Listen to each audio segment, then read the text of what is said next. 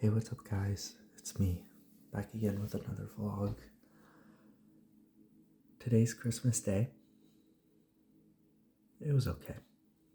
It was a decent day.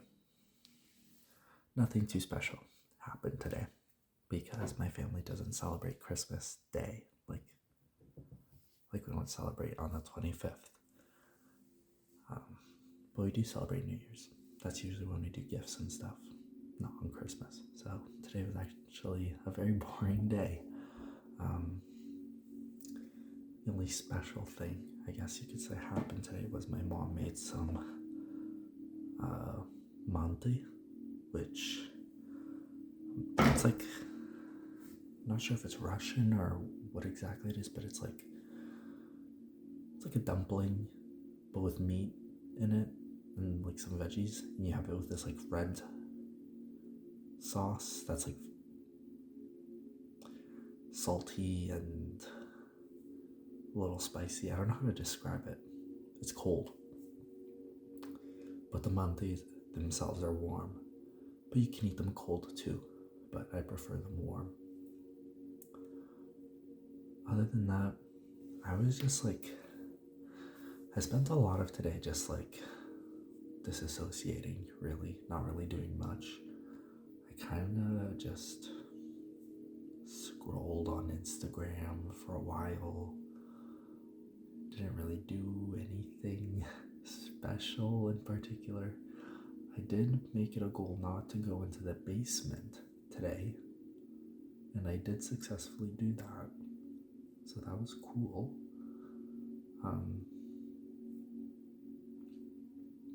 Just because I didn't feel like going down the basement, it's cold, my throat still hurts, so I wanted to refrain from going down there today, which I did do successfully, so there's that. Still drinking a lot of tea. Didn't do mouthwashes today. Probably should have, but it's okay.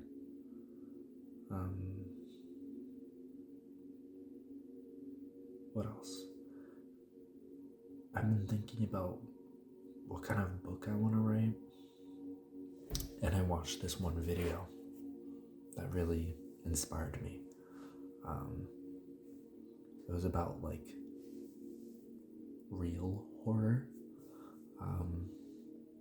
and I don't know, I really liked that video, and it inspired some ideas for what I could write about. The main thing that I thought of after watching that video was writing something about BPD, borderline personality disorder, and maybe not like exactly about that. Like, I don't want to make it like the whole idea of the book, but just like as a base starting point for what I want my character to be like, or my protagonist to be like. Just because I find that's something relatable to me, I guess. I'm not saying that I have BPD. I haven't been diagnosed with it. But I find I have a lot of similar traits to it. And I mean, I could have gotten a diagnosis, but I chose not to because I felt like I didn't need it. So there's a chance I could have it, but maybe not. I don't know. I honestly don't think I need to know, because mental illness does not define me, and it shouldn't define me. If I even have a mental illness, that is, which I don't think I do. I think I was just going through a rough moment in my life. So maybe in that moment I was just going under a lot of stress, and maybe I could have had something then, but I don't think I have anything now. Could still have some remnants from it, but I'm trying my best to distance myself mentally from that. And I just started thinking about Like, if I were to write something that I wanted to write, how would I write it? And what would I want my character to be? What would I want it to be about? And the first thing that came up was, obviously my life. Maybe not like an exact copy, but I wanted to write something that represents how I've been feeling, how I've been thinking, and I want to create a story and a character that represents how I feel in a way that a lot of people can understand. And I think that's what real horror or reality horror aims to do, right? Because reality horror is about tackling very serious topics such as mental illness, such as, abuse, and, a bunch of other messed up stuff, But the one thing in common with all of those tough themes is it all has to do with mental health or the human psyche, human decision making, and anything that has to do with the human mind. That's all of the themes for those books or those games or those movies that tackle real horror, or like the reality of the human mind or the human being. It all has to do with the mind, right? And the worst parts of the human mind, the lengths we go to do certain things, or the scary extents that people will go to get certain things or do what they want, or, usually it's like, why would someone who seems so perfectly fine do such a horrible thing, if it's like a serial killer or something? I don't want to write about a serial killer, but it did get me inspired, not to write about a serial killer, but like just the idea of how we think, how, humans interact with each other, what defines us, and I guess like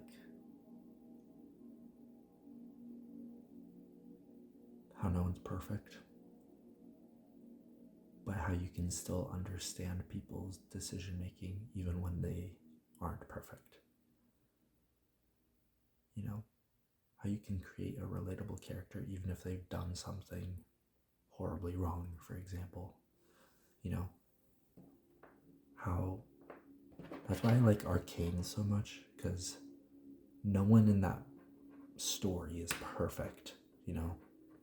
There's no good guys and there's no bad guys, right? It's all very mixed, and like your opinions on characters can switch very drastically from moment to moment.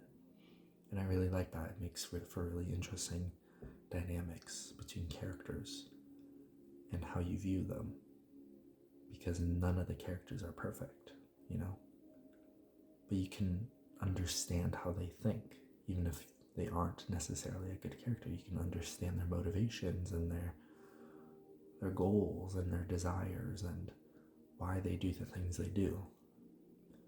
I want to kind of do something like that, but not to the extent of Arcane, obviously. I want to focus on just one character in my book, the protagonist. Because I don't think I have the mental capacity to do multiple characters.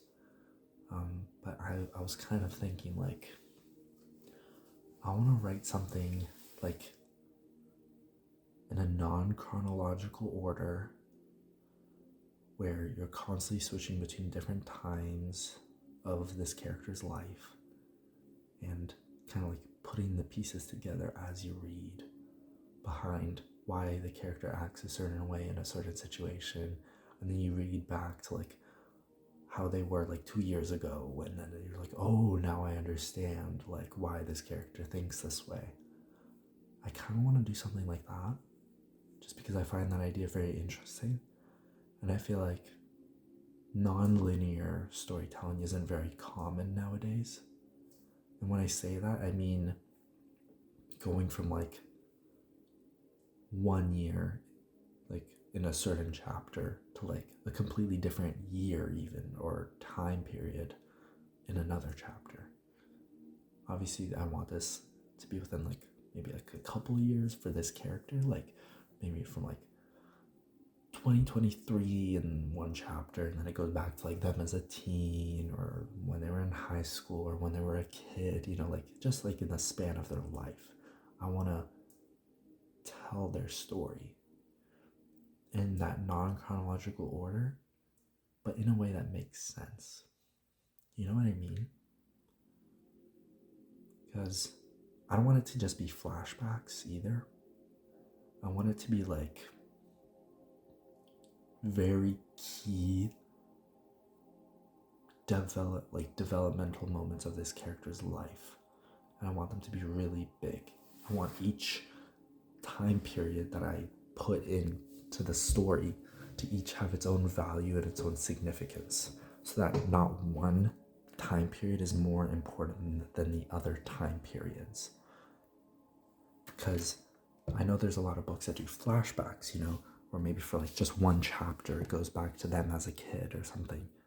But no, I want it to feel like entirely different characters, but it's one character. Do you get what I mean? Because you're viewing this character at such different time periods of their life, it really just like emphasizes how much this character has changed in their life. And I kind of want to emphasize that by doing that non-chronological storytelling. I think that'd be really interesting. And I'd argue it even makes writing the book easier, because now I don't have to think about things in a chronological order. That's what I struggled with the other book that I was writing, because I had to write from start to end. So I had to put things all in chronological order. And with the way I was writing that book, I was trying to do 500 words a day. I didn't have time to think about the ending of the book because I was too focused on the beginning of the book. Whereas with this new book idea, I don't have such a constraint. For all I care, I could write the ending of the book on the very first page, and I find that very freeing. Because in the end, it doesn't even matter, because you don't know anything about this character. I could literally put the ending of this character's life on the first page, but the reader is still incentivized to continue reading the book, because they don't know anything about the book. They don't know anything about the character. They don't know how the character got in the situation. They don't know anything. They have to read the full book to find out. They have to pick up on the missing pieces. And it also makes for great rereadability, because then you reread certain chapters and you're like, oh, now this really makes sense now that I've read this further chapter. I find that very fascinating, very interesting. And I always love when shows or movies do that, when they do something later on for a character, and then you rewatch the show or the movie and you're like, whoa, I didn't notice that. A good example is Everything Everywhere All at Once, the movie, with Wayman, I think it was the character. He has like the googly eyes, right? He puts the googly eyes on things and you don't notice it, but when you rewatch, like he puts googly eyes like in the very beginning, like the first shot, and it's like, whoa, like I didn't realize there were so many googly eyes until I rewatched. And that movie is just a masterpiece, don't get me wrong. Like there's so many other more aspects to that movie, and it's just like amazing. I'm never gonna reach that level of storytelling, but I want to do something kind of like that. I don't want to copy, obviously.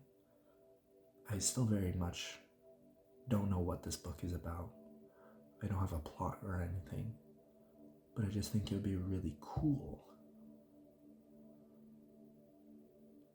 to write in that manner, to write a book like that, because not only is it very uniquely me,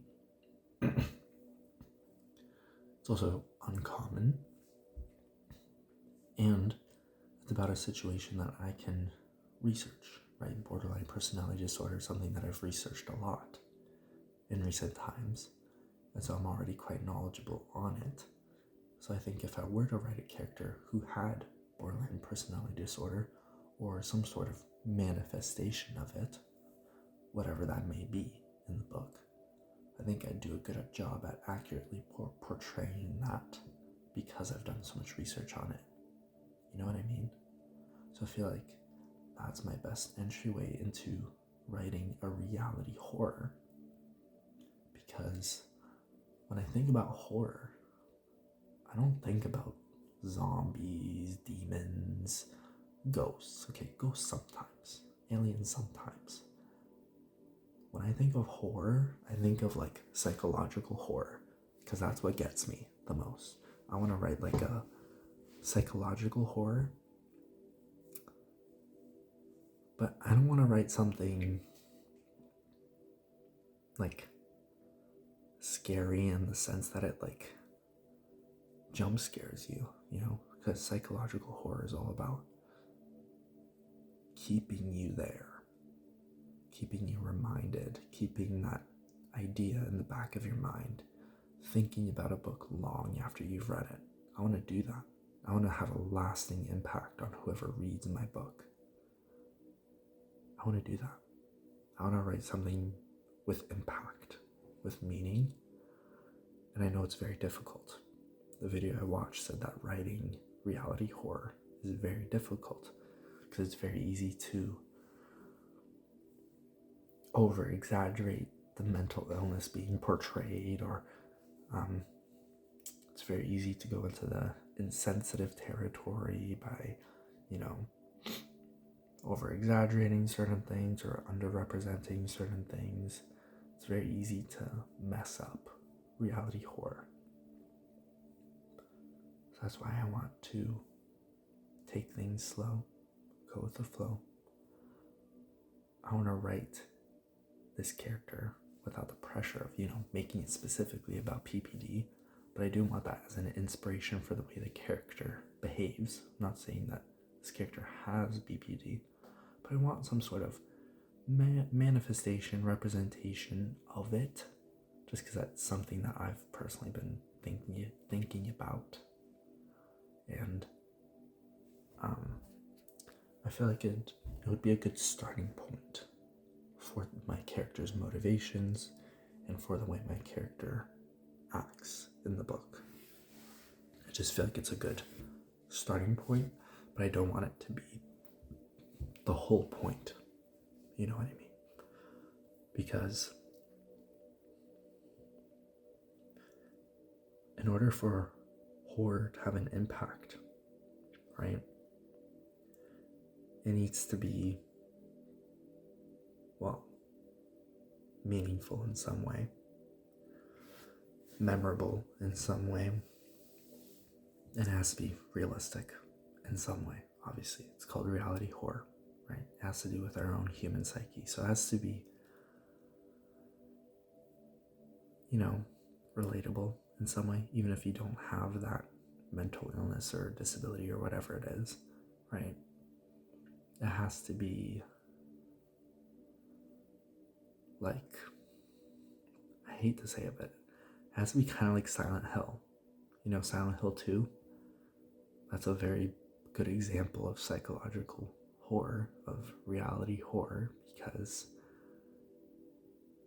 the characters, you know, struggles, they are physically portrayed with monsters and stuff, but the monsters themselves aren't the scary part. It's what they represent. That's the scary part. And it's that which I find very interesting. How do I do that with my own book? Obviously, I don't want to copy Silent Hill. I don't want there to be monsters in my book, or at least I don't want the traditional monsters, you know, like I don't want any zombies or anything, or any, like, you know what I mean. I don't want monsters in my book. I don't think I'd be good at writing monsters. But I do want there to be some sort of something, something there to at least make it easier to describe the emotions I'm trying to represent without overdoing it, because that's what I'm afraid of. I'm afraid of misrepresenting or going too far into the manifestation portrayal of a certain mental illness or disability. So I'm like, do I even try to incorporate a manifestation of some sort? Or do I just write like a good drama or something? I don't know. That's what I'm trying to think about. Anyways, this vlog has gone on for long enough and I have work tomorrow. So I'll think about this later. I'll definitely write something down in my journal today to try and, encapsulate my thoughts as best I can. But this vlog has also done a pretty good job as well. So I'll leave it there. Talk to y'all tomorrow. See ya.